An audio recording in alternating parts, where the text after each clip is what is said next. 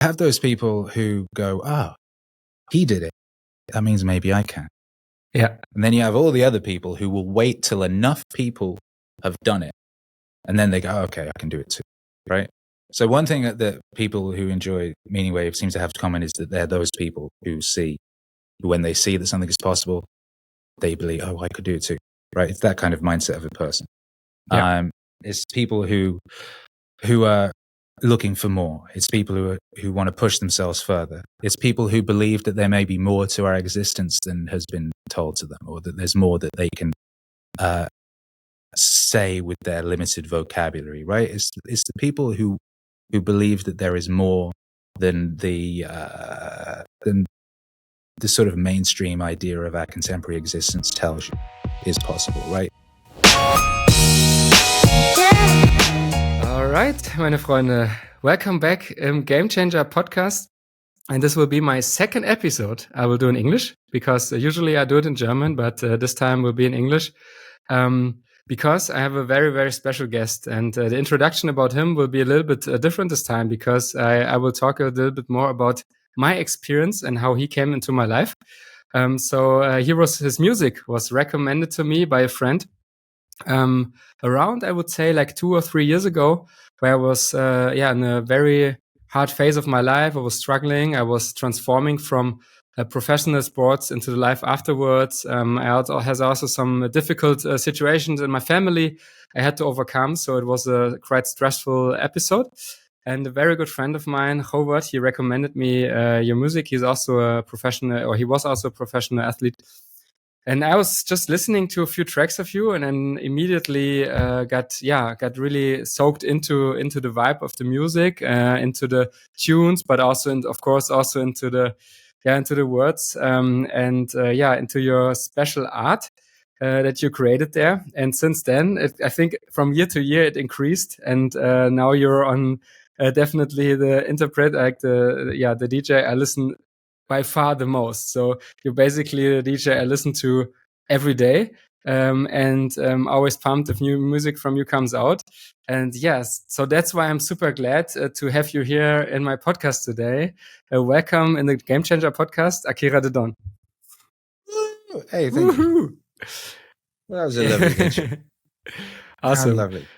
Akira, and, glad to have you here. Congratulations on your amazing bilingual capabilities. Thank you very much. It's very impressive. Thanks. So, as I said, I'm a big fan, and I have a lot of questions, of course. But what I'm, very interested about is, so you make this music. So maybe let's explain it to the people who haven't listened to you. So you basically what you do is you take quotes from inspiring people.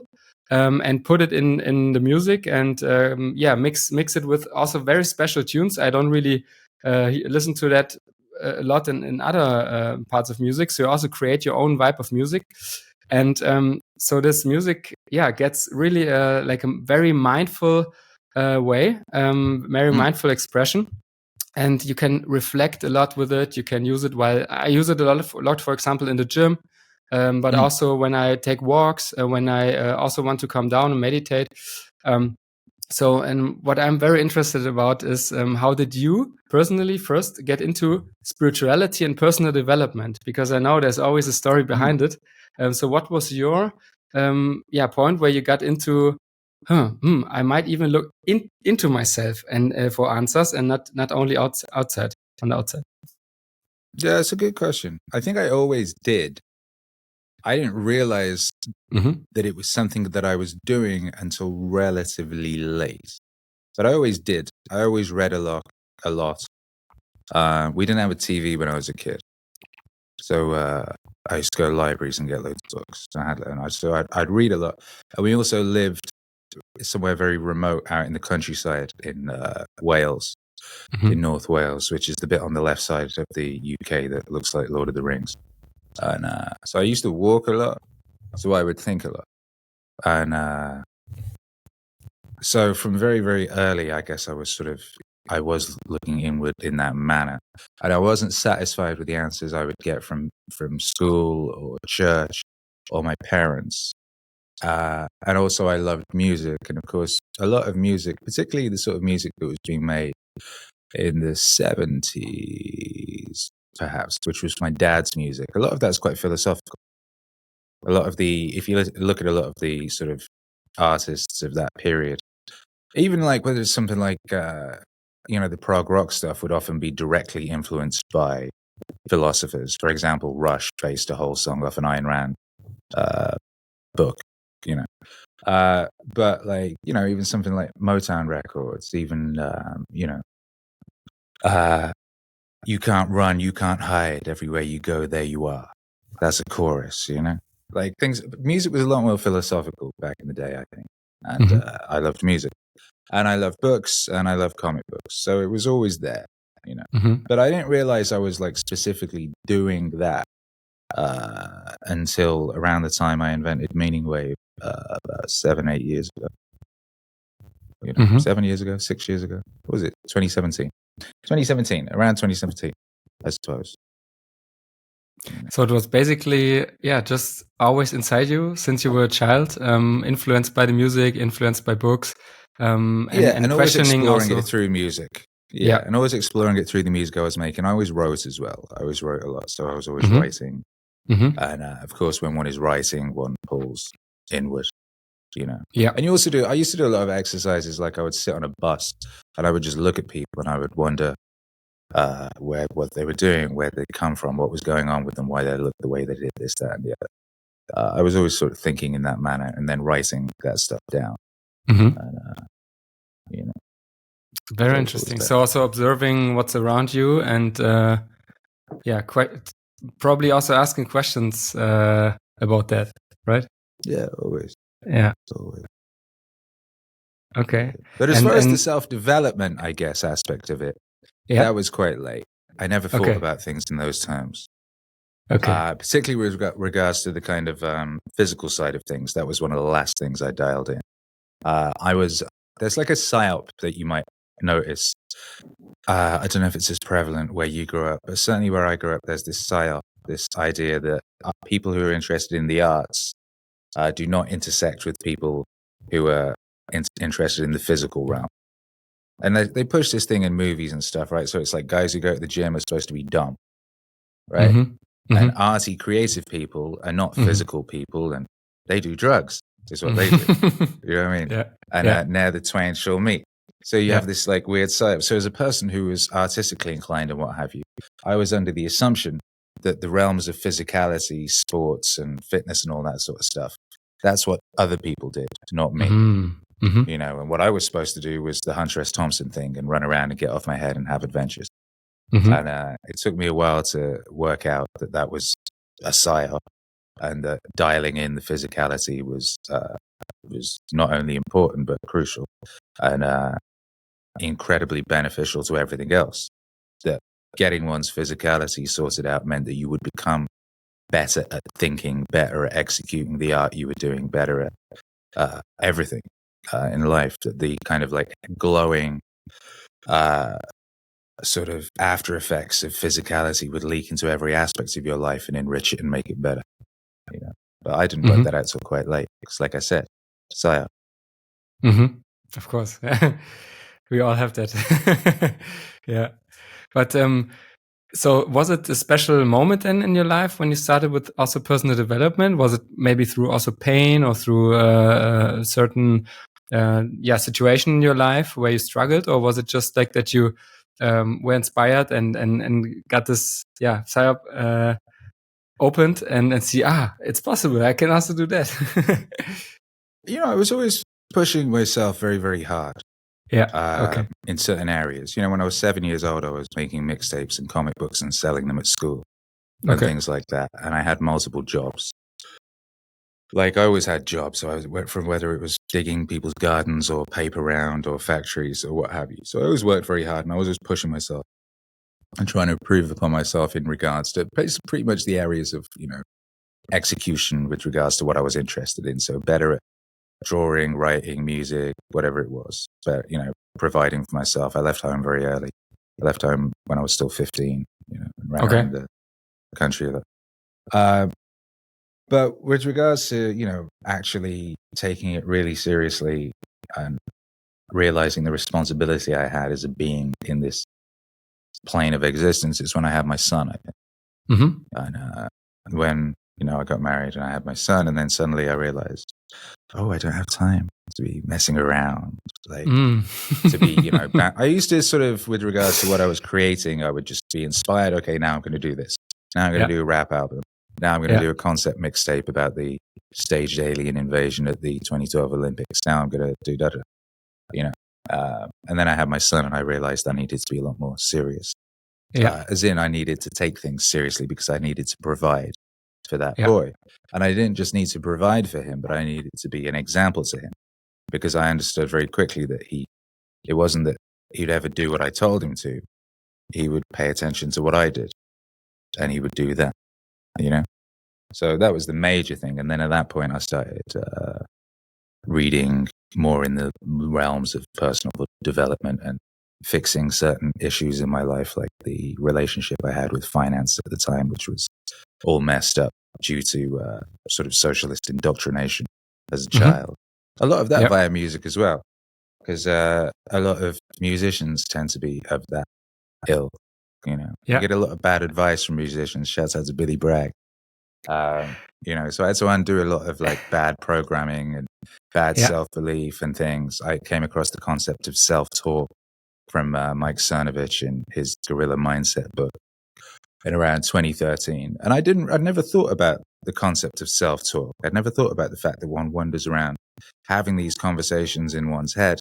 And I found in my case, because Cernovich had this, he's like, just say out loud what you say in your head and see what it sounds like. And I realized my internal monologue, I spoke to myself in a way that I wouldn't speak about somebody I truly despised. I had this really terrible self-talk thing going on. I was an absolute arsehole to myself. Now, I think you should be hard on yourself, as in you shouldn't accept,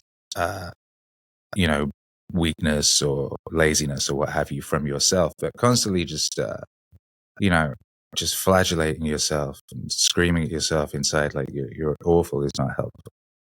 So, for sure. But also the point when you said like music and like the musicians, how their mindsets about finances, for example, were. This is exactly an example like from the stuff we said before, right? It's like a stigma or like okay, this group of people is like that, and this group is like that. Okay, musicians. I mean, a lot of musicians probably or artists. It's like, okay, you're an artist, but you also make some money with it, and not just like and it's a completely setup, right? It's like if you're an artist, money's supposed to be a dirty word. You're not even supposed to think about that, right? It should just kind of come to you like water. You shouldn't trouble yourself with such a filthy idea as commerce, right? You should be a pure artist and all this sort of thing. And if you look at the successful artists, they're never that way. They might pretend to be, right? But truly, the Rolling Stones are very smart business people. They won't sing about that in their songs. Do you know what I mean? Even someone like Billy Bragg, who purports to be this sort of socialist, he's a very savvy, smart, wealthy man. He speaks about certain ideas, but the way he actually acts and executes is very different to what he presents in his music. That's usually the way. So then you had this shift from like, being an artist and, this project, that project, lot of creativity probably coming down, and you were just expressing it in albums and in music. But then you had the shift of, okay, now also providing, also, making money and also being a good example for my son. So you both started to combine both worlds, like also maybe more like this feminine energy and the masculine energy, you could say, like the yin and yang. Balance. Maybe. Balance. Yes, balance. Yeah, nice. And it was at that point that I decided to move to the USA. For various reasons.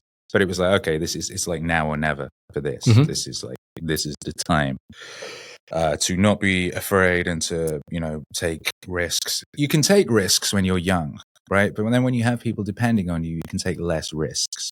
But it's when you take risks that things of import and significance happen, right? You have to take risks within your life within business or whatever it is to make something extraordinary occur. So I was like, okay, great, move to the USA.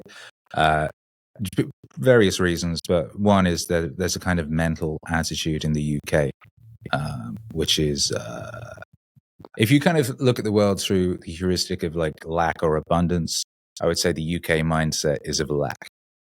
And the UK mindset is very much if you start doing better than where you grew up, right? If you start stepping beyond your class boundaries, they don't like that and they will try to drag you back down. Yeah. If you have an idea, they will tell you why the idea is bad and here's all the things that could go wrong and why you shouldn't do it, so on and so forth. And I was finding in my journeys to the USA, it was kind of the opposite over there. People over there were kind of, that I was encountering, were excited about ideas. And if you had an idea, it's like, oh, cool, yeah, how could that happen? And so on and so forth. And you're supposed to transcend your beginnings, right? The American dream idea is that everybody could be president, right? Whereas in the UK, you have a monarchy and everybody knows they can't be the princess because they're not that, right? So everyone has this like subliminal roof on their potential in a way in the UK. You can't be that thing up there because you weren't born into it, so that's not for you. So you should just stay where you are. There's this kind of like unspoken thing going on that people don't even necessarily consciously know is happening, but it's happening. Whereas in the USA, every waitress is on their way to being a millionaire, right? Everyone's on their way to being a millionaire. Even if it's not true, that's the mindset. So there's a potentiality. And for what I needed to do in my life at that point, that seemed to be the place to go. So that's what we did, Yeah. And then I went there. And then I accidentally was sort of invented Meaning Wave. And there you go. Zoomed forward on that whole aspect of the story. But yes, it was at that point. Okay, so it was one major point was like the mindset of the people. It's very interesting because I would not say that it's the same in Germany because we don't have a monarchy and everything, but I would say in a different way. In Germany, it's also if you would have a scale from like what you said, abundance and lack mindset. Like Germany is also more on the lacking side, because of course, like Germany after World War II, they had to rebuild everything up, they were raising, and they were like, "Oh yeah, hard work and coming, let's go, let's build the country up again." And so in these years, the country was very striving, but also a lot with, of course, a lot of lack, a lot of like, punishing themselves. We have to because we lost the war. And there you also have a lot of this mindset, I think, in the country, in the vibe, and also like, for example, if there's a person who is successful, like especially on these days in social media, for example, if there's only one little tiny thing about them that people notice that's not then so shiny and perfect, they would jump on it and destroy the person, even though the person was like doing so many great things for the society and whatever. And I noticed that also a lot in Germany. So it's maybe also one of the reasons why we are, for example, right now traveling and also living now in the Netherlands, but also traveling now. And because, of course, in Portugal, we are under Algarve now, right now, where we're staying. And as you might know, here are a lot of hippies, for example, or like it was in the 70s and stuff. It was a big, a lot of hippie communities here. Of course, you still have the vibe at some points here, but now you also have a lot of other people that are entrepreneurs who come here. So it's kind of a mixed vibe, and I really also like to change the physical place to influence me. And it's interesting that you did that and went to the USA. I know right now you're not in the USA anymore, right? You're in Mexico? Or are you back? Mexico. Yeah. Okay. We're in Mexico now. That was another adventure. How do you like that? It's beautiful. It's very beautiful. It's very different to all the other places. It has a lot more of a relaxed pace of life. People have, I would say, very good priorities. People seem to prioritize family, for example, is a big priority here. People, it's often, like children, 20-year-olds, 30-year-olds, 40-year-olds, 50-year-olds, grandparents. They all live together. They all hang out together. They all party together. right? We were driving through a little town the other night on the way back from Tulum, where we'd been filming. And we drove through this little town. And it was Saturday night. And the town square was all lit up. And everyone was out in the town square enjoying their Saturday night. And it's not like, say in Europe, you go to a town square on a Saturday night and it's a bunch of young, drunk people fighting policemen. And, sort of like half naked, sprayed orange girls lying around in piles of vodka and, that sort of thing. You have represented every generation, the grandparents, the children, everything in between. And they're all together and they're dancing together, and they'll be sort of like arm in arm dancing, depending on the music or what have you. And the little children will be running around playing. And it's like everyone is together on a Saturday night at midnight or 11 o'clock or what have you. They're all together. They're not separated. They're not split off. They're not atomized, And I think I find that beautiful. And, so that's dope. But yeah, we ended up out here just not deliberately. I'd always liked the idea of Mexico and wanted to travel out here. But it was just purely a logistical thing of we got a new US visa and you have to leave the country to get it stamped. So you have to go to the nearest embassy, then come back in. So I got this new visa. We pop out thinking we're only going to be gone for, a few weeks to a month, like a bag of some, a laptop and a couple things. And then due to the whole Tom Hanks disease, COVID situation, the US government suddenly said, right, you can't come back into the country if you're not vaccinated. And we were not, so we couldn't go back into the country. So I was like, oh, okay, we're here now. Let's go now to Mexico. Yeah, we were in Mexico, so we're like, okay, and we kind of landed on our feet, so to speak. We crazy. Found very quickly a bunch of people that we liked and a place that we were staying in that was really nice. I was going to this cafe every morning to use the internet, and the cafe is next to a gym, and I was watching the people in the gym. And at this point, like I was saying, the last thing I had dialed in was the fitness thing. I'd worked out a lot of my mindset stuff through all the Meaning Wave records. I'd if you listen to them in sequence, they sort of follow a thread. And the thing I hadn't bought in yet, which is why I'd not made a second Jocko album, was the physicality stuff, And I'm watching all these people in this gym. They're jumping up and down on boxes in unison, and they're picking up barbells and da-da-da-da. And I was watching that for, maybe 5 days. I was like, I should try this. So I went in there and I spoke to a guy, and he didn't speak English and I didn't speak Spanish at that point. I was learning, but we were able to sort of work it out. So I went in, and it turned out to be CrossFit, and I didn't know anything about CrossFit at that point. But it turned out to be a CrossFit class. And I did it, and halfway through the first one, I had to go outside and kind of sort of heave in the middle of the road. Yeah. And it was pretty amazing. And I couldn't do anything at that point. I couldn't even do a squat, They had to show me how to do a squat, like holding a plate, Yeah. Anyway, but I just kept going every day. So I just kept going every day, and then one day I was competent. I went through months of being entirely incompetent and just like lying on the floor in a pile of sweat, laughing at how ridiculously incompetent I was in that realm. And then one day I suddenly found myself there was someone else came in and I was showing them how to do things. Yeah. And I suddenly realized I was in a different place. Yeah. And it was quite wonderful. So, if we hadn't got locked out of the USA, I wouldn't have never found that gym. And, so God moves in mysterious ways.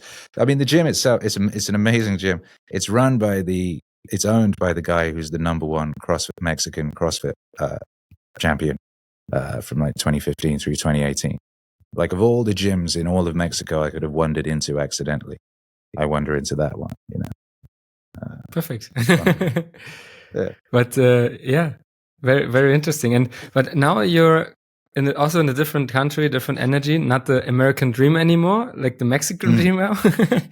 So does that also influence your work and your of course, like the family aspect you said, and the celebrating life and that. But in other ways also? Like, does it influence your work and your routines and your life and your music? Everything. Your immediate surroundings influence you more than almost anything. Yeah. I think, right? And we know this because you look at, say, if you look at, I don't know, British music, you listen to, say, grime, which was the kind of rap music that came out of London from around 2004 onwards. Yeah. It has this like brutalist, angry, dark, stifled, frustrated energy about it. It sounds exactly like the council estates that it was made in, right? You listen to the music that comes out of Los Angeles, whether it's like West Coast hip hop, whether it's like the sort of Dr. Dre type or Larry June type West Coast like smooth kind of thing, or whether it's the rock music that came out there in the 70s and what have you. It sounds like LA. It sounds sunny, right? It sounds open. It sounds like there's room on the horizon for dreaming. You know what I mean? If you're surrounded with buildings and they're smashed up right in your face, there's no space for dreams. And so the art that's created always reflects that, right? New York music sounds like New York. It sounds like stacked up buildings. It sounds like that kinetic energy, but also simultaneously it has that frustration in it. Yeah. So certainly, your surroundings are very, very crucial. And, most people don't realize they can change their surroundings. Most people kind of, right? People get their surroundings and then they're like, okay, well, this is what I've got. And they deal with it, right? So it never occurs to some people that they could just move somewhere else.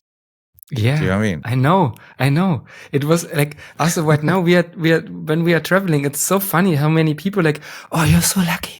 You're so lucky. We just made a decision, Yeah, I always think that. It's like, you could do that too. Oh, like, no, the internet is gone? Like, oh, I don't know. But all, was that? You're still there? Yeah. Okay. Yeah. So you could do that too. It's not like you, Max Planner, has not sacrificed things in order to be able to do the same things. You've sacrificed the exact same things anybody else would have to in order to do that. Exactly. Right? So there's certain things you sacrificed by running around the place, right? So there's security in knowing the old lady at the post office. There's security in knowing that your parents or family are not far away and you can drop the kids off or whatever it is. There's security in it being like Cheers and everybody knowing your name, right? And you have to sacrifice that for the other thing, the things that you get from travel and from adventure. 100%. Everybody can do that. Everyone has the opportunities to do that. Yeah. It's very funny, as you said, oh, you're so lucky. You could be lucky too. It's not actually luck. It's literally a decision that you make. Exactly. To move. Yeah. It's funny if you were to look at a Google map of your life, right? I don't know if they still do that thing where they track you and you can see your own movements, right? So you're just in this one place, the whole world, and you're in this tiny pinpoint, and you maybe go to get the shops. Yeah. You know what I mean? It's amazing. Yeah.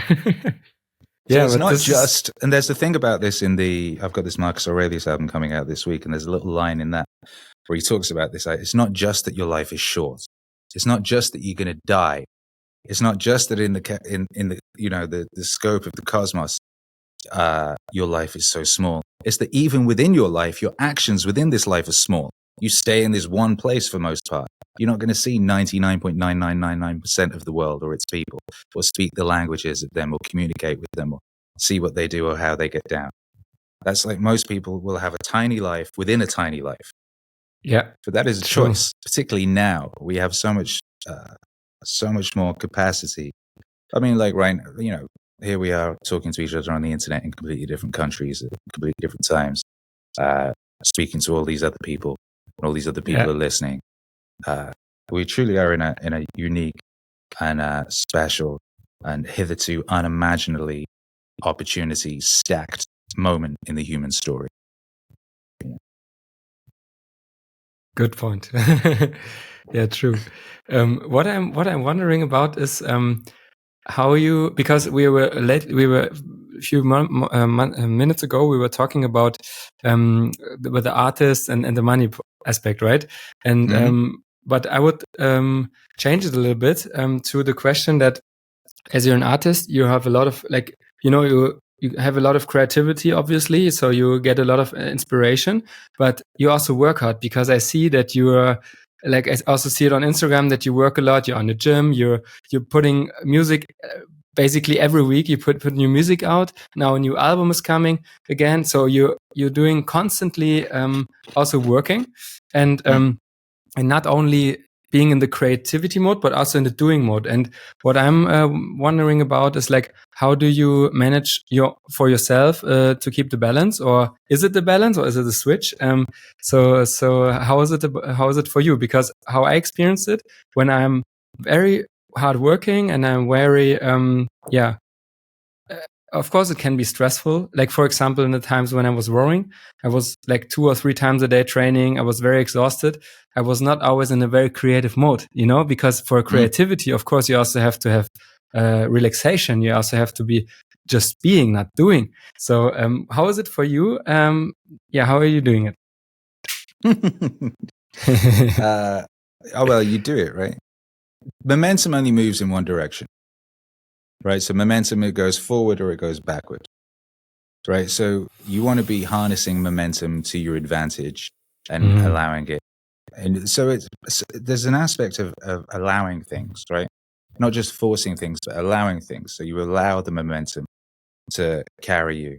You're not just forcing everything forward. You're creating momentum. So that's part of the creative thing. And then you're allowing that to carry you. And you're allowing, you have to allow the energy that's created via, say, here's for an example. I used to think I didn't have time to work out. Right? I thought I was too busy, don't have time to work out. I can't go to the gym. I've got all this stuff to do. How can I possibly go to the gym? Right? And then what I discovered when I started working out was the energy that I get from working out then goes into everything else in my life, and I become far more productive and useful in everything else in my life. Right? So by not working out, I was actually making things more difficult for myself. Right? It's like when I used to be a DJ in Hollywood. Everyone who's a DJ in Hollywood is like a semi-functional alcoholic. The culture there is of alcohol, and everyone wants to buy you drinks all the time, and the staff will get drunk. And still in 2020, like in this year's, like still in this time. Well, when I was there, I left there in 2020, so that was very much the case then. What? Oh, but yeah. And every rich person or pop star or whatever it is who's in there wants to pour shots down your neck every time you do a transition that they like or what have you. And if you don't drink with them, they suspect you and they don't like it, right? So it's difficult. But anyway, at one point, in around 2018, just after I made JBP Wave Genesis, and it had that Jordan Peterson's drinking song in it, in which he talks about alcohol being a substitute for adventure, which I really realized to be the case in my life. It was like, I always loved adventure, and one thing I loved about drinking was that I would just have an adventure. I'd wake up in a skip or something. You're like, how did I get there? Well, but what you want is the adventure of your own choosing, right? The adventure of your life. So anyway, I was like, okay, so I'm stopping drinking. I'm not quit. I'm just stopping, so I don't have time for this shit right now. I have my own adventure that I've chosen. I'm going all in on that, And then what I discovered, and people were like, oh, you can't DJ sober. You've got to be on the same level as the crowd. You need to be in the same zone as them, right? And the first time, it was very strange. It was very, very weird. I felt a bit awkward. I can imagine. Too much perception, Yeah. But then after a couple of times, it was like unlocking superpowers. It was like I could very deliberately see what was going on at every angle, almost in slow motion. It was like Matrix bullet time, and I could go, that person over there, that person there. If I do this, that will bring that person to that point, and that person, da-da-da-da-da. And I became just way, way better at that specific job. And I realized that drinking had been like carrying around a massive bag of rocks and just making things unnecessarily difficult, right? It was dampening my energy. It was stopping me being able to move as quickly as I needed to move. As a DJ, you need to be really, really sharp and thinking 500 steps ahead, but also be in the exact moment, and so on and so forth. So like the not exercising, I was actually robbing myself of all this energy that I could then use in my life. In drinking, I was robbing myself of all this energy. So what I've been doing over the years, I realize, is just chipping away at friction. part of this thing that I've been up to is this idea of zone inhabitation, right? Of which I've been doing since 2018. I was like, there's such a thing as the zone, and you get into it, and when you're in it, things go great. And then when you're not in it, things aren't going great.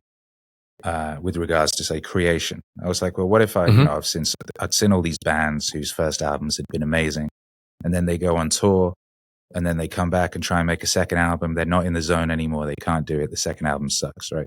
So I was like, okay, what if I get into the zone and then just do not leave? What if I do everything I can to just stay in that place? And the number one thing is reducing friction, because it's friction that pulls you out, right? And what I realized was apply that to everything in life. If you reduce friction wherever you find it, whether it's in your own thoughts, whether it's in practical stuff like wires and cable management or whatever it is, where you live, how things are situated and organized in your home, you just keep reducing friction. All of that energy that unlocks, you put into what you're doing, into that momentum. You allow that momentum to keep carrying you forward. All of that energy and the zone aspect spills into the rest of your life, and so on and so forth. So the whole thing just becomes ever more powerful and glittering and rich and vibrant and beautiful as you keep going forward. And you never have to stop, right? So people, it's stopping is when people die, right? People have a job, they retire, they're dead within 3 weeks. So yeah. So you don't really see it as like creativity versus work. It's more like getting in the state and getting into the zone, and just from there moving onwards, creating. It's harmony. Yeah. It's harmony and harmonizing, right? You think of things all in that term. Everything is made up of waves. Everything does this. Like literally everything in this existence works like this. It goes woomph, woomph, woomph, woomph, woomph. And as an individual, if you can learn to harmonize with that shape, with that form, with that aspect in everything. So that exists in everything, right? In a single day, you energy, you sleep, right? You hungry, you fed. You breathe in, you breathe out. Like every aspect of our being is that. So if we can learn to harmonize with that in all the aspects, then we'll be great. Then everything's wonderful. So it's when you're in discord that there are problems, and you see that in your life, right? If you, like you were talking about the balance, but if there's not enough attention being put into one aspect of one's life, one's personal relationship, or whatever it is, one's health, whatever it is, you will suffer, and there will be discord. And the discord, if not addressed, will grow, and then that will start to affect other things. So it's a case of harmonizing with your existence and keeping like being very vigilant. So because things can slip very easily, right? Yeah. And this is why I do a habit audit with some regularity, sort of monthly and minor weekly, because very quickly habits can seep in, and if they're not deliberate, if they're not habits you've deliberately created and put there, then they could be working against you.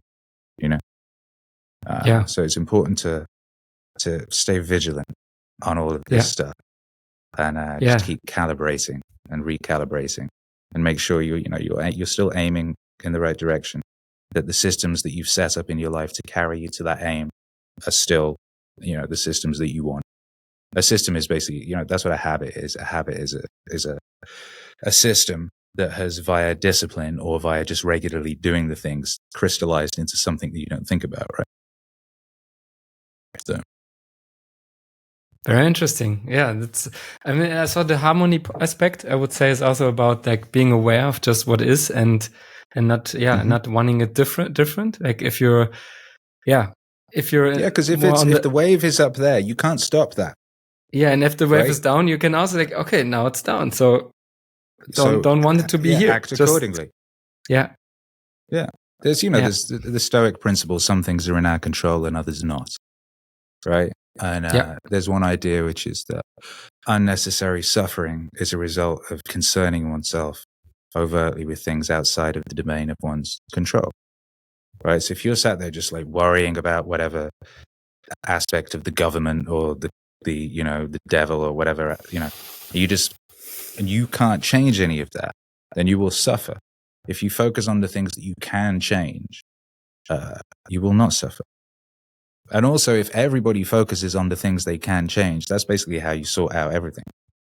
Because one of the problems in our existence is you have all these people not doing what's within the realm of their control and concerning themselves with what's outside of the realm of their control, and thus creating problems. That's where problems come from. Now you were just talking about Marcus Aurelius or Stoicism. So this is your new album, which will come out this week. You said. I'm very excited. So is it right now the the philosophies of the Stoicism and Marcus Aurelius also what influences you in your life the most? So is it always like the music expression of what's going on right now also in your life and how it helps you to create, for example, new momentum, to keep the momentum, to create new habits, to stay on track and so on? There's a line on one of the songs on the new album, which is, as doctors keep their scalpels and other instruments handy for emergencies, so too keep your philosophy ready to recognize divine and human at work in everything, even the smallest thing, and so on and so forth. So the point is a philosophy or philosophies are tools, right? Correct. And if you have, the more tools you have, the more able you are to deal with whatever might come your way.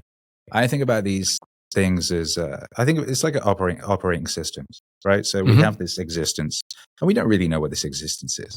There's lots of ideas about what it is. Is it real? Is it tangible? Is it a hologram? Whatever it is.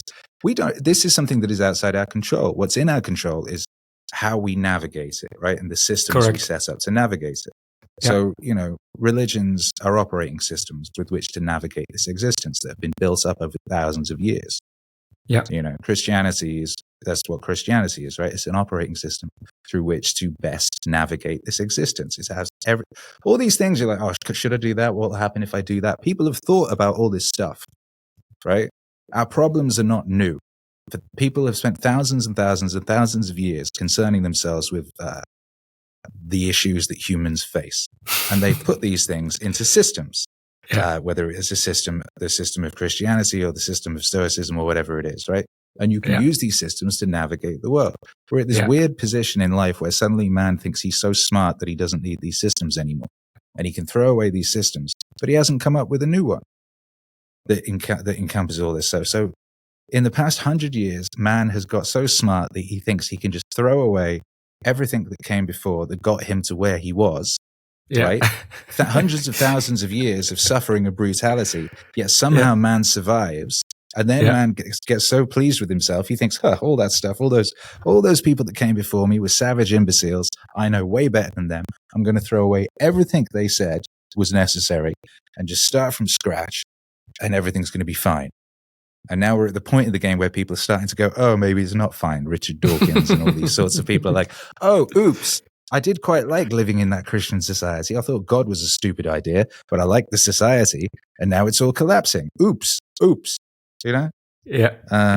So anyway, so Stoicism, and specifically this, the record I've got coming out this week it's called Meditations Volume 2. It's the second album I've made, turning Marcus Aurelius's meditations into songs. And the first album comprised book 1 and 2 from Meditations. And this one is book 3. And I've drawn from 4 translations going back to the 1845 one. And in some cases looking at the original Greek and just checking certain words to get as pure a translation and that works in the context of music. So as pure and musical and rhythmical and sticky, essentially, a translation as possible for this record. That's a good example where I see that you have a great driving force of really diving into the philosophy, into the tool at this point. Also you did it for other philosophers where you did music from. So where does this driving force come from in you? Like that you say, okay, I'm the guy who puts that word into music to help people to also get to get the access to the tool, to the navigation, like that they help. Like for example, a person like me, like okay, in the last years, it really helped me to get back into my into a positive state of mind. And so yeah, as a listener to your music, it's a question that interests me a lot. Like what drives you to, to be the creative guy of, okay, now I have to dive into the Marcus Aurelius and I have to read the book, and also in Greek, because I have to get it right, and really what was the point about it, and get the essence of it. Because I mean, you take a book, make an album with some songs, and the song is, I don't know, 3 or 4 minutes, and you put so much wisdom in only a little song. And it's also a little bit like, for example, I studied journalism. So, and there it was also like about, okay, you go out, you go to an event. The event is the whole day, but you make a short clip for 1 minute about it, and just take the essence of it and bring it to the people. And that's what you do also, basically. Exactly that. That's what mythology is, right? Like, yeah. Peterson talks about this sort of thing a lot, as does Joseph Campbell, as of Carl Jung, a lot of people. But, the purpose of mythology, the purpose of, say, Pinocchio or Star Wars, is to condense the wisdom of the tribe into something that a child can understand, right? So we spent thousands and thousands and thousands of years learning all this stuff. Don't lie, because if you lie, you'll have these repercussions and all this stuff will happen, right? How do you get that across to a child? You put it in a story, right? So something like Pinocchio has got hundreds of thousands of years of human wisdom condensed into it like a diamond. Yeah, true. Right? And if you're a little kid and you read that or you watch that, you keep reading and watching it, you will get an education that would, if someone was sitting down and trying to explain these concepts to you, take hundreds of years, right? So that's what mythology is for. When it's not propaganda, we have this issue in our society at the moment that our mythology has all been hijacked by propagandists, and that all of our old fairy stories and all of our culture has essentially been hijacked by dark forces who are trying to use it against us to reshape the world in their foul image. But it doesn't really work because the truth of a story always comes through, whether you want it to or not. I'm constantly seeing interviews with directors who are really angry that people are misinterpreting their film. No, Starship Troopers isn't about this. It's about this. No, people love Patrick Bateman. People love, what is it, like in that Barbie movie, people love the Ken guy. You're supposed to hate him and everybody loves it. Like certain things just always come through, whether you want them to or not. And with regards to what I'm doing, it's that within music, I realized very early that music was the most powerful delivery mechanism known to man. That's how I learned my ABCs. Everything, you turn something into a little song or a rhyme. That's how you remember it. I left home when I was still 15. And I finished doing my exams living in a tent in the woods. And I didn't do much in the way of revision. What I did do is I had a little tape recorder and I would read my notes over ambient music and play it as I went to sleep. And the stuff that I did that for, I did well in. And I realized very early that combining things that you want to learn or imbue with music was an effective and powerful way of doing that, So then when we got to that point where I was like, right, I need to really level up and fix certain things. I have a son. One thing I started realizing I could do, I was reading this Scott Adams book, how to keep failing at everything and still win big, I think it was called. And and he was talking about affirmations in it at one point, which sounds a bit weird, but he's like, what you're doing there is you're communicating to your subconscious what you want to be doing, and your subconscious runs most of your life, right? And if your subconscious is not directed by you, it will be directed by other forces. So what you're doing with the affirmations, which is where you're just writing down what you want to happen or what you want to do over and over, you're communicating to your subconscious. But I was like, I don't want to sit here writing things down today. I could do this with music. I could put these things into my music. I could brainwash myself. Yeah. Right. I was like, that's what I'm going to do. I'm going to brainwash myself. So all the things I want to learn, I'm going to brainwash myself. And I'd stopped making rapping at that point because I'd made a couple of rap albums. And I had this idea of a trilogy in my head. And the first one was about the experience of the individual, being a little kid growing up in the world, realizing people are trying to smash the individual out of you and all these things and holding on to your sovereignty. And the second album was about when you realized, well, you're also interfacing with the world and you're a node in a network. and you're part of a greater thing. And you should also be, working with that type of thing. And then the third album was going to be about, what you realized when you've gone through those two things. But I realized I wasn't smart enough yet. I hadn't done enough yet. I hadn't, at that point, had a kid, So I stopped rapping and was just working on instrumentals and learning things and adventuring and DJing and stuff. And it dawned on me that I could take, instead of me talking about things that I didn't know that much about, because I'd never liked that when I heard other rappers. They're like lecturing you, and I'm like, you don't know what you're talking about. That's not you. You know what I mean? It's not. Yeah, I can't take you seriously. Shut up.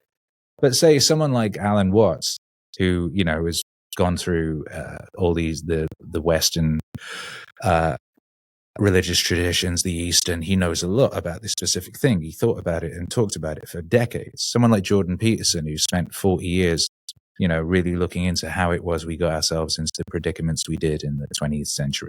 All these people, I was like, I could take these people. They know what they're talking about.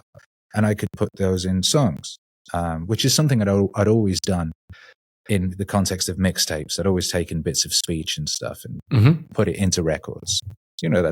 People have been doing that sort of thing for years, and it's an aspect of making music and records that I really enjoy. It's like the idea of the skit in the old rap song, but I was like, what if the skit was the song? What if there'd be like a little bit of a, JFK talking about going to the moon at the beginning of a song. I was like, what if that's the whole song? And then so it was a combination of like, okay, I need to brainwash myself. So for various reasons, I need to communicate to my subconscious what I need to be doing. And I also need to be, taking all these philosophical and practical ideas and imbuing them. And I need to do it fast. So I got the kid now, right? And we need to sort ourselves out now, and I need to look after my family now. So I realized that music, it was a bit like in The Matrix when Neo plugs the thing into his head and he goes, I know Kung Fu. It's like, if you can distill like the most glittering and useful parts of this wisdom, this philosophy, whatever it is, into a 3-minute pop song that you can just listen to over and over and you can sing along to in your head and your subconscious will sing along to in your sleep, then that's a powerful tool. So that's what was going on there. Very interesting. One aspect, I mean, you were talking a lot about your own experiences, and also how you create the music through that, and also because you also want to shape your own life and want to I don't know, have new habits and this and that. But what you also do is like you influence a lot of people. And help people also to get their shit together, so to say. And does it just come naturally, or do you also wonder a lot about how am I going to do this to other people, like the serving aspect, or does it just come naturally to you that you serve because it serves you? That okay, it also serves others because I express it and I put it out. There's Stan Lee says something on one of the Stan Lees on the songs we did sampling him, where he's talking about how he writes and how to write. And he says that, he's not thinking about a specific audience and trying to please or entertain them. He's trying to please and amuse himself. He's trying to, if he finds the story thrilling and interesting, then he knows that other people will, because as he says, I'm not so different to other people. We have so much in common. So if it's going to work for me, then it's going to work for other people.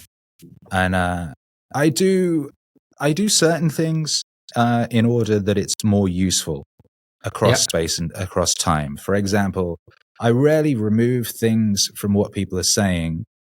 I'm very careful to make sure that the original intent of what someone's saying is retained. Like I was saying, even in translating the Marcus Aurelius record, it's been translated multiple times. I'm putting the translations next to each other, and okay, this guy thinks what he's saying is that, but that's a little different to that. And it's more in line with this. And so it looks what he's saying is actually this. And let me then check the original word. And yes, this is what he's really saying, But I will, if I'm going to remove things, it will be things that could date the record, or that could spoil it for certain people. For example, I have a lot of people who come in and they go, oh, I love your music. I really got into the Alan Watts stuff. And now I'm listening to the Jordan Peterson stuff. And it's wonderful. And I thought I didn't like him. I thought he was a bad person. The media had told me he was a bad guy and his ideas were evil. But I'm listening now and it's great, And that happens in multiple directions. People come in going, I really like the Peterson stuff, but then I found the whatever it is, the what stuff. I found the Rupert Spira stuff. I've now become more sort of esoterically spiritual, whatever it is. Yeah. So the way I will remove things like dates or like things that would specifically, for example, in the Scott Adams record, he in what I sampled, he kept mentioning Trump. And who was the political rival at that point? Hillary, I think, or whatever, right? And I was like, if I leave those in, this is going to become a very 2016, 2017 centric work that will just sound of its time. But if I just remove those little political references, it will then work forever. And, and that's the case. People are constantly finding that record. And if you listen to that record, it doesn't sound like it's of a specific moment. It just has this useful information that is timeless, right? So sometimes I will, for the listener, for you, I will make adjustments or what have you, so it's a more optimal experience. But for the most part, I'm doing the thing that I recognize as being most optimal. Nice for me. Very interesting. Because I know it will then work for you. Yeah, it was just a question that just came spontaneously because, as an artist, of course, you express yourself and other people are supposed to like it because probably also make a living from it right now, or do you have other jobs? No, you make a living from it, right? Yeah. Yeah. So, it cannot only be that only you like it. It should. Some people should like it, basically.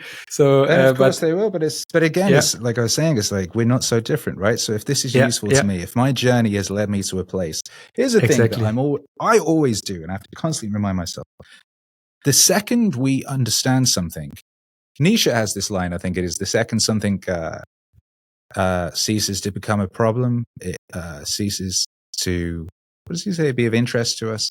Basically, as soon as we understand something, we act as if we always knew that. Yeah. Right? Yeah, true. If I work out a little idea, if I work out some little philosophy, like the idea that some things are in our control and others not, I only relatively recently got that down. But now it's like, oh yeah, that's obvious. And you think it's so obvious you don't need to tell anyone, right? You shouldn't tweet something like that. You shouldn't mention it. Something so painfully obvious. But it wasn't obvious to you 2 weeks ago. Right? Yeah. It wasn't obvious to you yesterday, whatever it was. Yeah. You know, so we have to remember that. That's one of those things you've got to be vigilant on. You know? Because if we then stop. Yeah. Go on. No. No, I was just going to say, because when we do that, we then stop sharing things. So I won't, if I think, oh, this is obvious, I won't mention it to someone that doesn't know it. So how will they ever know? You know? Yeah, absolutely. These things are not so obvious. Yeah, and I think also because as long as you've heard it, like as like the example was like, okay, don't you can only control the controllables, you cannot control what you cannot control. You have maybe heard of it, and then okay, this is like a calendar, quote or whatever. But you have to embody it, you have to feel it, like you have to really get it in the essence, and then you can and then make sense, and then you're like, okay, yeah, now it makes sense. But as you say, like for example, 2 weeks ago, maybe you didn't really get it, and there are a lot of other people out there who maybe know or have heard it but still don't get it. So that makes a lot of sense. Until we integrate it, it's not wisdom; it's just words. Yeah, it's just stuff, right? So this is part of what I'm doing. If you listen to a podcast, and a bit of it will glitter to you. Go, oh yeah, that's so true. That's really cool. Maybe you write it down. Maybe you won't. And then you'll forget it. Yeah. If you don't act on it, if you don't integrate it into your life somehow practically, you'll forget it. And then 5 years later, you'll hear it again on another podcast. Another guy will say it and you go, oh yeah, that's so true. Oh yeah. And then it'll fade again, right? Yeah. So in taking these things and putting them into these songs, because you might listen to a podcast once, maybe twice, right? But if I take the glittering piece of it and I put it into a song, you listen to that 1,000 times. You listen to that for years.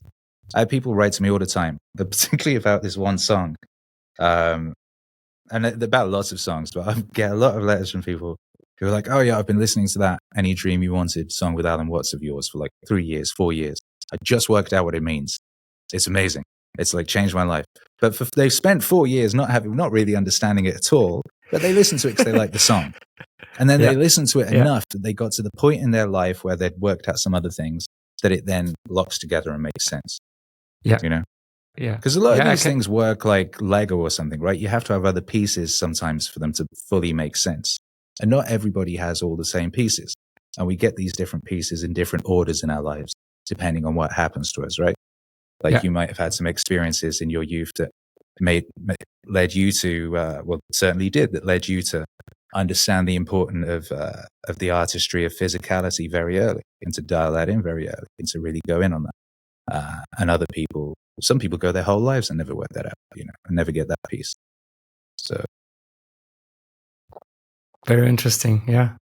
Yeah. The subconscious is very strong, and you have to work yourself in it, as you said, like, and a lot of songs, from you in the last years, it also developed, it came back, it was there, it came back, and always listen to it. And it's, as I said, it was always like a anchor I could tune in, and then I could reflect back to me and see, oh, where am I at this point? And I can work myself into the song more and more. So that's what I really like about it also. Music is a time travel device as well. Yeah, exactly. True. Music is a lot of things, but music works as a time travel device. If you listen to a certain record, and you haven't listened to it, say, too much, you can close your eyes and you can go back to where you were when you first heard it. And you can remember that person, the person that you were then. And you literally get detail. Recently I wanted to get a feeling and put it into this Marcus Aurelius record. But it was something from when I'd left home, from when I was just around 16. And so I put on this Manic Street Preachers record that I was listening to in my bedsit at that point. And before I put it on, I couldn't even remember what the place looked like. I was like, I remember I first got that album when I was living in Bangor, and I need to get that vibe. So I put this record on, I closed my eyes, and voomf, I bang, and suddenly I'm like, oh shit, I can see the room. And I'd forgotten, I can see all this detail in the room, and that's where I put that thing. That's that window, that's when the burglar smashed it, he came through and stole my Smiths albums. And I had the feeling, and I remembered the person I was, and I remembered the hopes and the dreams, and the feeling of those hopes and dreams. And I was able to then, bring that back and put that into the record very specifically. Amazing. This is, I think, something I will use, because I'm about to write a book, and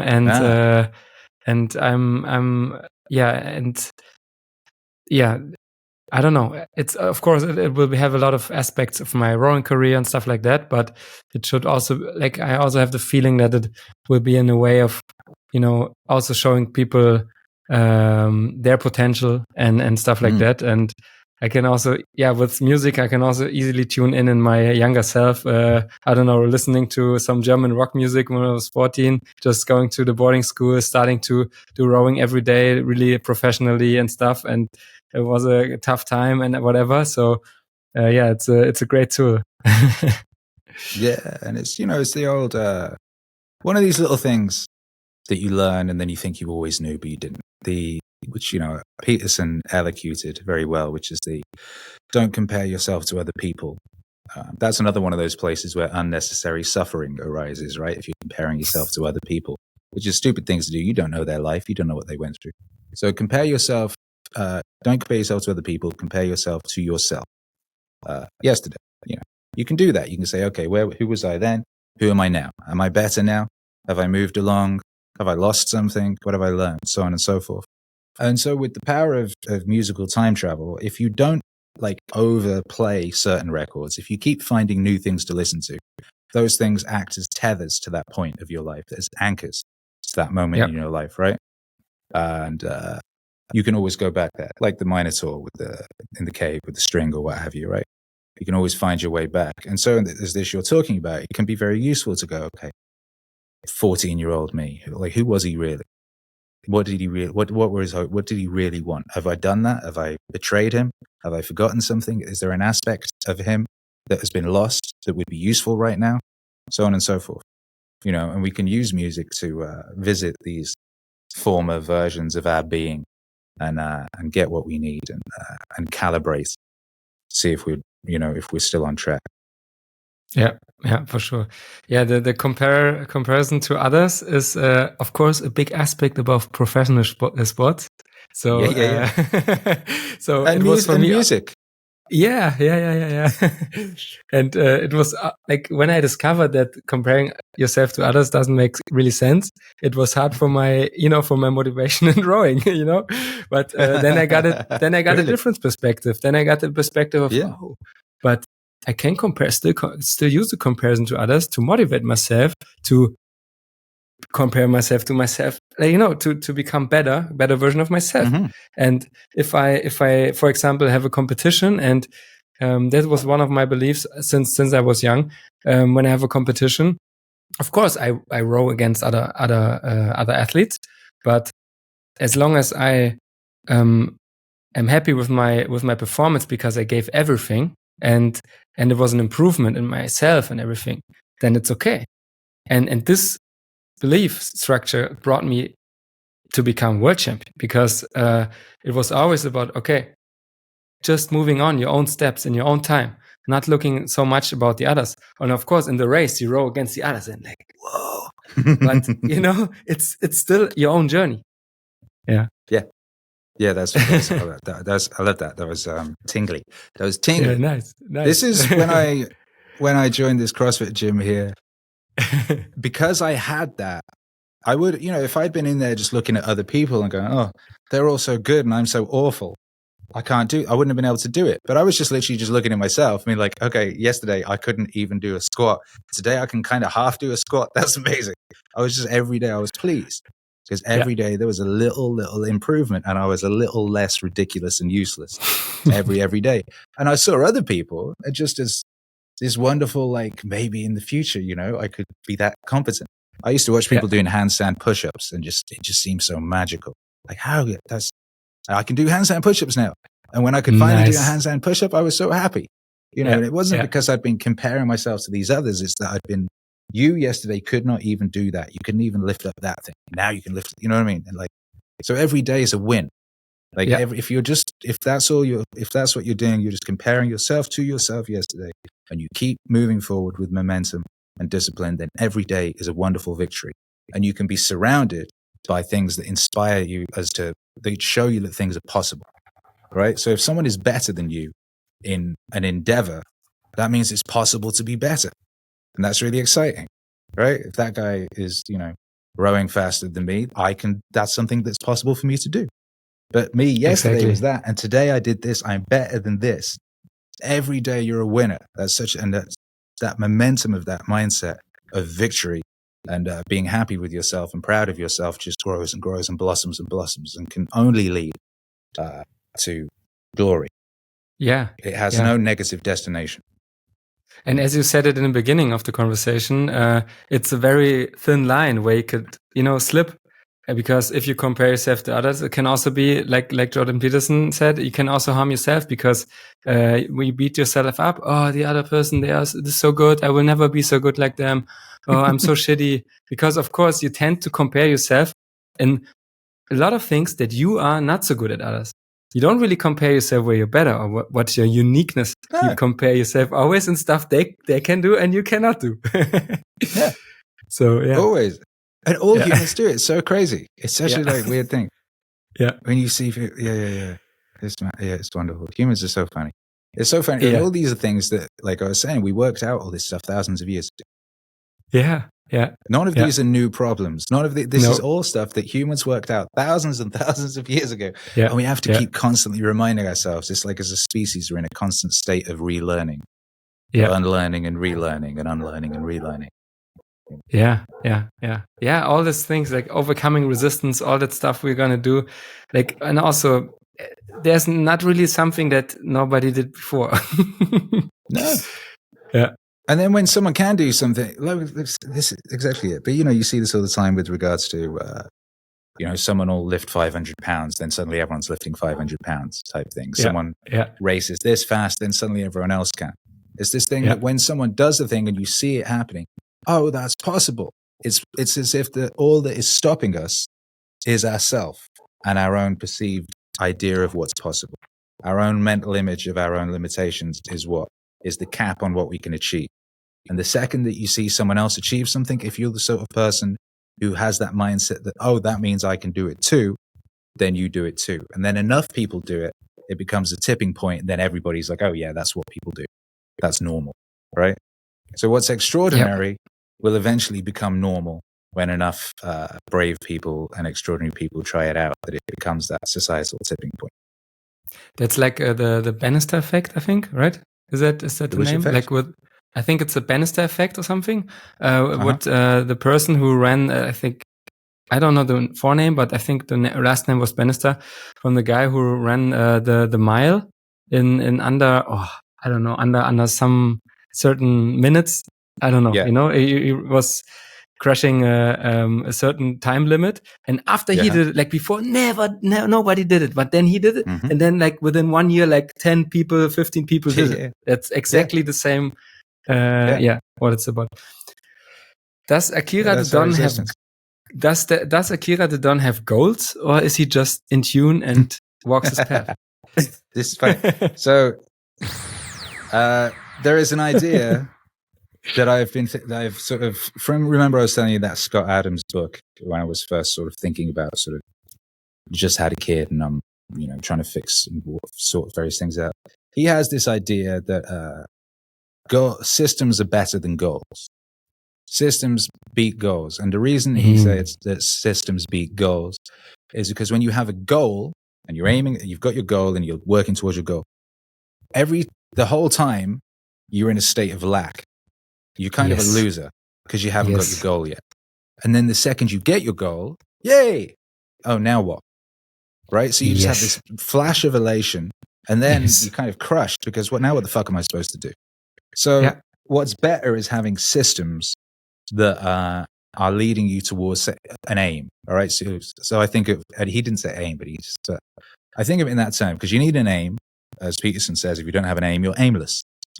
Right? If you if you get on a ship and the ship doesn't have a captain telling you where to go, what's the ship just going to sort of like spin around in circles and hit a rock? And you know what I mean? So you want to have you want to have an aim. Direction. Right? Yeah. So but what you do is you take your aim and then you reverse engineer what would carry you to that aim, right? The systems that if you enacted them every day with discipline would carry you to that aim. As surely as, I always think about, one time I was at the Glastonbury Festival, a big festival, and there were too many people there because a load of people had broken in. So there was like 3 million people too many, and it was rammed. And I needed to get from one side of the festival to the other.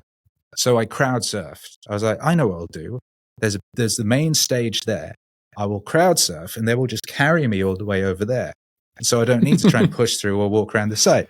So I sort of launched myself, and sure enough, I crowd surfed all the way to the other side. Crazy. So I think about like you have your aims, and then you set up systems that will carry you to your aim, right? Yeah. So say my aim is I want to be strong enough to carry my wife and son in the event of some kind of post-apocalyptic scenario. Zombie outbreak or something, right? Yeah. So to be that strong, what do I need to do? Well, I need to eat this kind of food, and I need to go to the gym, and I need to, increase the weight I'm picking up at this increment every day for this da-da-da. So that's my system. I'm going to do that. It's non-negotiable, right? That's just what you do. So with discipline, you enact that system, and it becomes a habit, right? And you're not there, oh, my goal, shit, I haven't reached my goal. You're doing your system because every time you enact your system, you're a winner. So you're not a loser the whole time. You haven't got to your goal yet. You're a winner because you've enacted your system every day, whatever that system is. Every time you do it, champion, victory, amazing. I did what I was supposed to do. And then your whole life can be that way. So you're a winner. It goes back to the other thing we were talking about. These are ways that you can be a winner every day in your self-image, in your mind, rather than being a failure.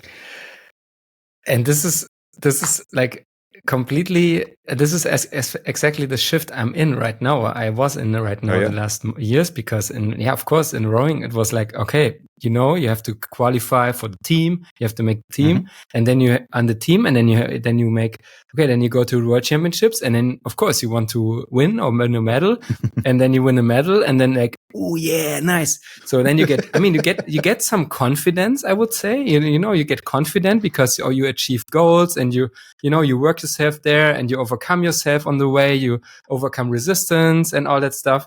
So it kind of benefits you, gives you power. But what's within you, like the self, like self-worth and all that stuff, it's not influenced by it. It's not influenced by it because it's only on the outside what you do. And as you say, like, this is for me, it's such a big shift. I would say I'm still in it, but I'm on the way of this transition into this abundance mode, to be like, as you say, like, okay, today I overcame myself and I did this small step, and it feels so nice to just, I don't know, just that I did the dishes right after we eat, or I don't know, it's like small things, Jordan Peterson stuff. And then that's you feel like that's life. Life is small things. Yeah. That's your life. When you like get to the end of your life, like, your life is comprised of small things. Yeah. A tapestry of small things. Making a coffee, wiping your butt, brushing teeth, whatever it is. Like how you greet people, how you wave at the old ladies you walk down the street, how you talk to the people in the shop when you go to get your meat or whatever it is, right? These are all these little things, and they're the important things. They're the most important things because that's what your life is comprised of. So you pay attention to those things. Being aware. Being aware in the moment. There's a thing I think about with, people like you. Who've had what does that mean? What does that mean? It means people who've had these big goals. Okay. Right? So these big, all-encompassing goals that really force you to transcend certain aspects of regular humanity, right? So you become a super person. You become a superhuman on your way to this goal. And then you achieve the ultimate aspect of that goal. And then it's gone. Yes. And say someone who's plays soccer. There's a cap on that. You can't keep playing soccer at a certain level forever. You could hypothetically keep doing certain things and getting better and better and better throughout your life, right? Until your brain stops working. You could hypothetically become a better writer. You could hypothetically become a better pianist or whatever it is until your fingers don't work or whatever, right? But certain things in the physical realm, they have caps on. And certain things like this, I hear Jocko talks about this in one of the songs on the first Jocko album. He's like, when he was out there leading men in war, and naturally nothing comes close to that as a feeling, and he knows he'll never have that feeling again. I watched Mike Tyson talking about peak Mike Tyson and how he missed him. He missed that guy, and sometimes he feels like a bitch because he's not that guy anymore. But he knows if that guy came back, hell would come with that guy, and he's afraid of him too, But it's like that, moving from that area of elite physical brilliance on a competitive level into another stage of life. Like, I feel that must be very difficult. Yes. And I think basically the same, because when I reflect back, I was like, oh man, I had this drive and whatever, but it also came with so much ego. It came with so much, also beating myself up, beating others up, being like not really, all the time, not really good to myself and others and all that stuff. So, transcended, integrated. That's the way to do. And of course, people see me still as this person because people don't recognize, oh, this person has changed. No, they see still Max the rower. That probably will always be, but this is also okay. And I can use that, use that to consciously to, express what I want to express to them. Nothing is ever static. That's just the funny thing, right? There is no plateau. Only death. There's no, you know what I mean? You keep moving. You're like, my wife sometimes, I remember she asked me, she's like, well, is it going to get easier? When's it going to get easier? She's like, I don't know if I can keep doing this. Why is it so, because life gets there. I was like, no, it's going to get harder. Yeah. Actually, it's going to get way harder. This, compared to what's coming, this is nothing. This is nothing. Yeah. It's going to get so hard. Everything's going to start collapsing and falling apart. Everyone you love will die, right? It's going to get harder. But what can change is your capacity to deal with it. You can become stronger. You can become a person who can deal with whatever comes your way. And that's what you're supposed to do. That's what you have to do in this life, right? You build yourself constantly. You keep moving. You keep building, improving, recalibrating into the person who can deal with what life is going to throw at you. And it's going to throw more and more and more and more at you. And you have to become the person that can deal with all of that. And then eventually, okay, you've done it now. On to the next adventure. Yeah. And not like, oh yeah, now I'm a world champion. Now I'm free. This is it. There's no freedom. There's no freedom I'm free from in everything. that regard, right? Yeah, like exactly. you get to the top of the mountain, then what? Like you don't just dissipate into mist. Okay, I achieved. I'm now. God is going to pull me up. You have to go back down. Yeah, you got to go back down that fucking mountain. Got to go. You do. You have to go all the way down. Oh my goodness. Yeah, you got to, and that's humbling, but that's important. Yeah. Yeah. Amazing. So what? So now you're doing the new album. This is your latest project, basically. So what's coming next from you? What are the next? What are the aims in the near future? I have years and years and years and years worth of records to make. There's a huge amount of human wisdom that must be integrated into music, but also it must be brought to the people that need to hear it. Yeah, because while you are a smart, cutting-edge maven, and you've heard it, you understand, and you found it useful in your life, there are billions of people who have no idea that it exists. And it would be very useful to them. So one thing that I've not been doing, I've just been focusing on making it, and then some people hear it and they go, "Oh, this is good. I'm going to tell my friend." So that's how it's kind of moved around, right? Yeah. But one thing we're aiming at doing is increasing the systems of distribution, essentially, is in helping bring it to more people and doing what can we do to bring this, because we're now at the point where it's been, the first one came out in 2017, so that's 7 years, I believe. Is that math correct? Is that 7? That's correct. That's 7 years, right? And we have a lot of music. There's over 600 songs at this point, over 100 albums, and we're now at the point where it's almost like you have a kind of university sort of situation. You have a lot of the fundamentals that a person might require. So we need to get this stuff to people while simultaneously keep moving forward and creating the things that need creating. True. And also, it has to keep getting better and better as well. So one has to keep improving the music, improving the quality of how it's done, the efficiency, the effectiveness, the related material, the artwork, the visuals, the videos, everything. So, that momentum that I was talking about at the beginning, which keeps going, you have to keep harnessing, and the glittering effect increases. So I've got to keep that, so the aim is to help bring the stuff to the people need it while simultaneously continuing that momentum of creation and not squandering any of that energy. That's the challenge. That's the challenge going forward. Yeah, I see. I get it. And one thing about it is like, this was also something which came up to me before the podcast, was like, okay, it's so nice that we're doing the interview now, because you don't know what is in 5 years. Maybe you're super famous and you cannot do interviews anymore, whatever, you're not reachable, because if that music reaches more people, of course you get more traction.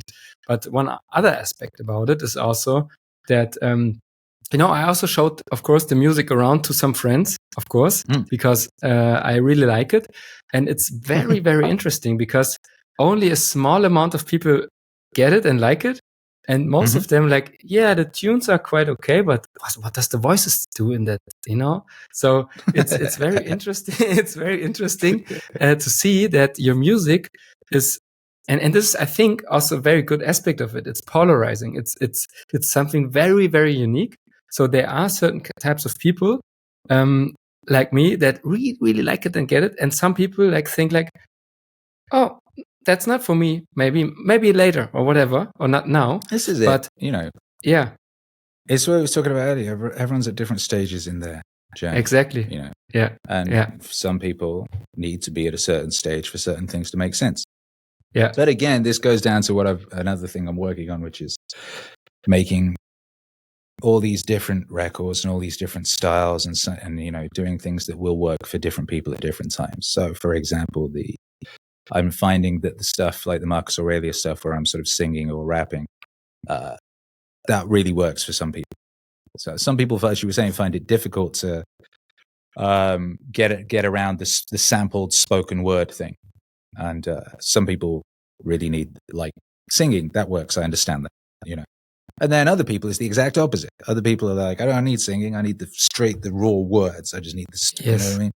So it's, again, a constant sort of state of creating what needs creating what is what I want to exist, and doing it in such a fashion that it's optimally useful for those that need it as well, and keeping a balance of like, what's being created in what sequence. So we have this record now, next month we're going to have this record, then there's going to be that one.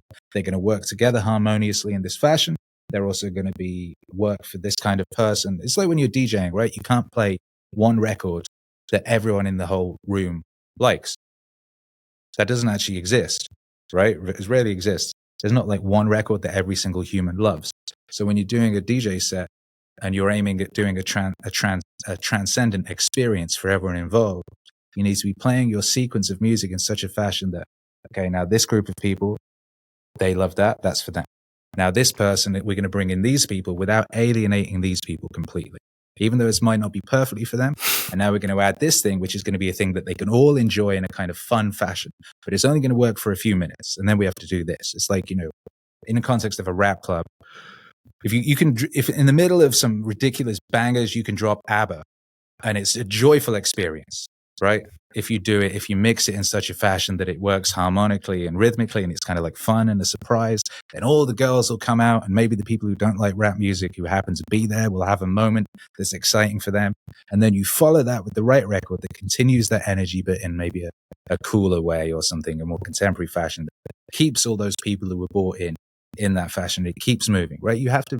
There's so much going on.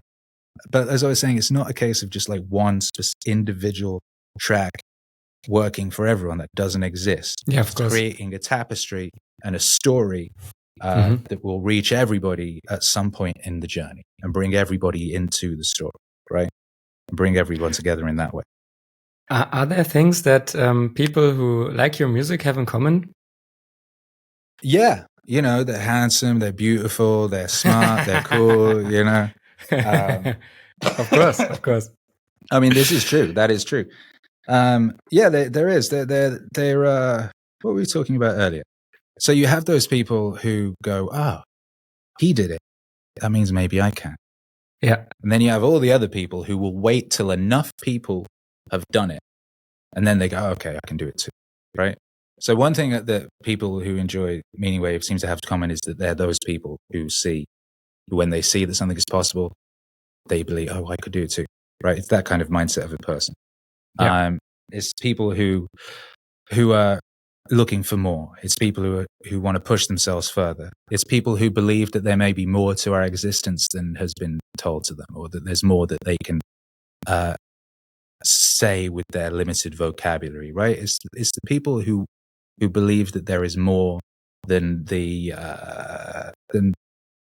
sort of mainstream idea of our contemporary existence tells you is possible. Right? Oh, this is good enough. Maybe it's not good enough. You're perfect just as you are. Maybe I'm not perfect just as I am. Maybe I could be better. This level of entertainment is what you deserve. Maybe we deserve better. Like this level of music is what you deserve. Maybe there's more. Maybe this, you know what I mean? So I would say that and it's very different people, and thousands of people a day send me messages on these various platforms. And some of them are super hard gym bros, and some of them are like, sort of hippie types doing a load of DMT, and some of them are very studious. They're people who are coders. People who, people locked away in dark rooms working with mathematics. It's all these different people from radically different areas, and they're all united by this one thing. And that one thing does seem to be an awareness that there's more. There's greater potential, and they want to find it. It's this idea that that which you admire in others is in you. Yeah. And that's why you admire it. Yeah. Right? So and the inverse is also true. That which we abhor in others is in us. If someone's annoying you, that's probably an aspect that's in you that you haven't quite fixed yet. Yes. Right? Because once you fixed it, it ceases to annoy you because you kind of understand it. And you go, oh, there, look at them doing that. Look at him doing that silly thing with his face. Look at him talking over me in this conversation. Oh, bless him, type thing. It annoys you when it's still something you do. And the inverse, in regards to what we were talking about, that's kind of the important thing. If you look at something and you're like, that's awesome, I love that. I love the way he does that. Or I love the way that person speaks, or I love that aspect. That's a thing that's in you. And if it's not in you in a way that you explicitly already realized, it's in there in potential, and it could be bought out. You could bring it out, So I think that's what it is. That's what unites us. There was just coming one quote from one song, from one of your songs. The ordinary, everyday consciousness that we have leaves out more than it takes in, because people who get that probably get drawn to your music also. And I worked that out pretty early through experiments with psychedelics and reading. What was it? The Gates of Perception in Heaven and Hell by Aldous Huxley, which is his book about his psychedelic experiments. And he realized, okay, when I do this, that sort of turns off certain things in order to allow other things in.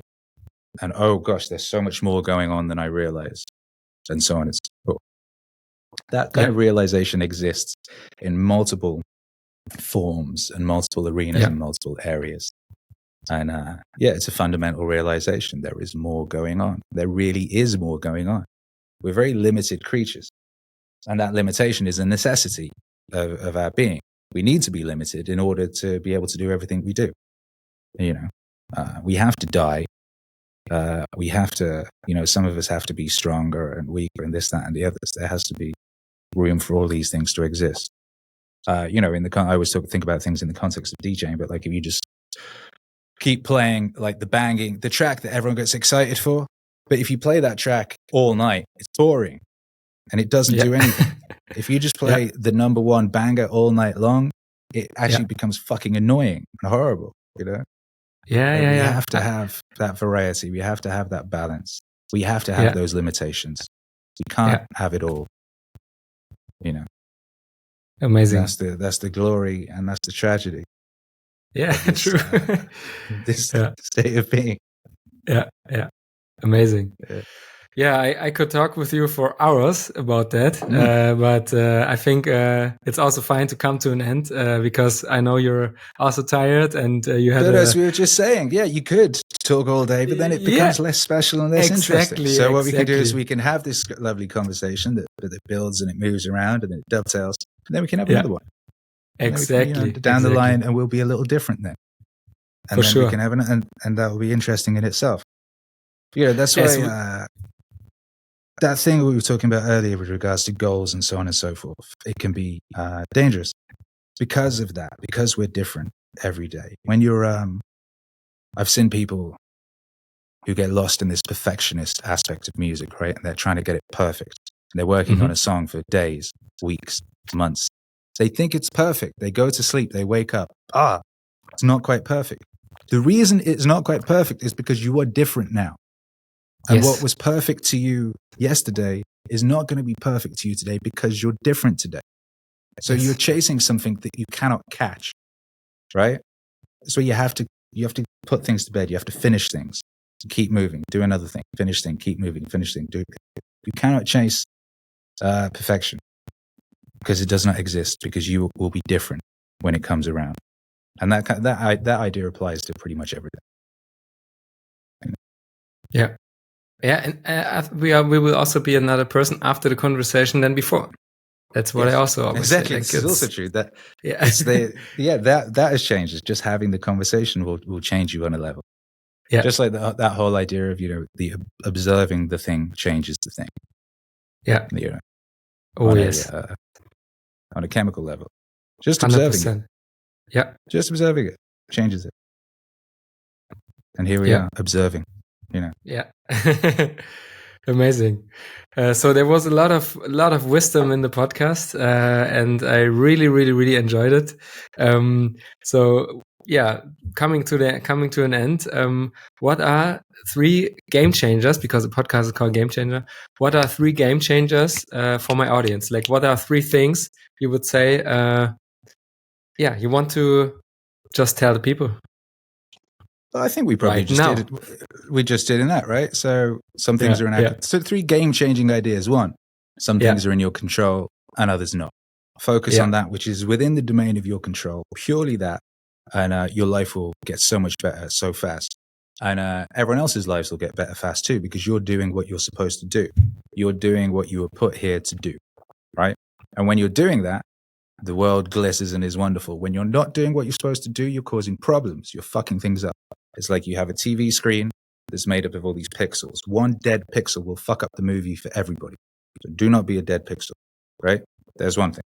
The other thing, do not fixate on goals at the expense of everything else in your life. Instead, develop systems to carry you to your aim, and then take great joy and pleasure every time you enact those systems. And you're a winner every day. Every day you'll be a victor, right?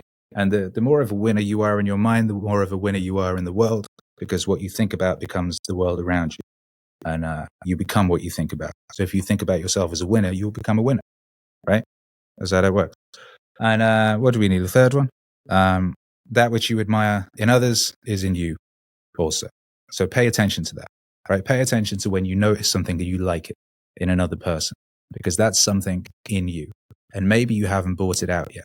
And so now that's an opportunity for you to realize, to bring that out of yourself and become externally, that which you admire, to become the totality of that which you admire, to bring all of those wonderful things that exist in you in potential out into the world, into being, right? And then the world is so much better, right? If you're the optimal, glorious version of yourself, that's the version of yourself that you see sparkling and reflected in the world around you. How much more beautiful is the world, right? And that's the aim. Dostoevsky, I think it was, who said, beauty will save the world, right? So make things beautiful and make beautiful things. And the one thing that's in your control is you. So you can be your own masterpiece. Make yourself into that glorious artwork, and thus make the world a better place. Woo! I do. Woo! Amazing. Yeah, thank you so much. Yes. No, I really enjoyed the conversation. It was amazing. Me too, Max. It was a lot of wisdom, a lot of fun also, and glad you enjoyed it too. And of course. I hope that everybody who listened to us until now also enjoyed it, but I'm pretty sure. And last words are for you. All right. Well, thank you. Had a lovely time speaking with you. Proud of you. Good luck with your book. Not that you need it. Thank luck you. is when opportunity meets preparation, and you're clearly prepared, and this is a great opportunity, so it will be great. And stay in touch. I look forward to seeing what you do. And also very, very, very, very, very impressed with the fact that this is your second English language podcast. That's insane. Thank you. That you have that much of a command of multiple languages. I'm always very impressed by that, because I find it quite difficult. And that's one of those. Thank you very much. Admire in others is in you also things right there. Right. I'm learning Spanish right now and finding it quite difficult, but it's nice to be able to look forward to a point when I will be able to converse with my Mexican friends in the way that you're able to converse with me now. Knowing that that's possible, this is another thing that we brought up today, right? That's very important. Seeing what's possible and being inspired by that, and knowing that you can have it, you can do it. That's dope. That's really dope. All right. Thank you.